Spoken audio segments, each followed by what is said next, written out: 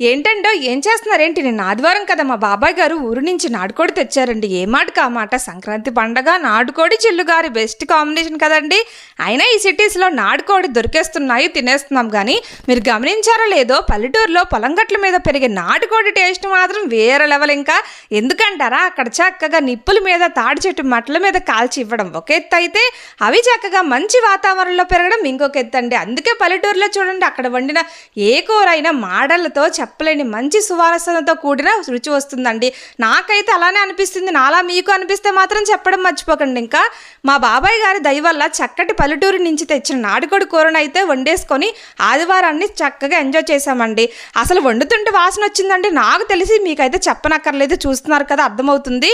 ఇంకా మసాలా విషయానికి వస్తే, ఈ మసాలా దినుసులండి నాలాగా పొడి చేసుకొని వేసుకోండి. పచ్చి మసాలా కూడా వేసానండి. డిస్క్రిప్షన్లో కర్రీ ప్రాసెస్ మొత్తం ఇచ్చాను, చూసేయండి. ఓకేనా? Like, share,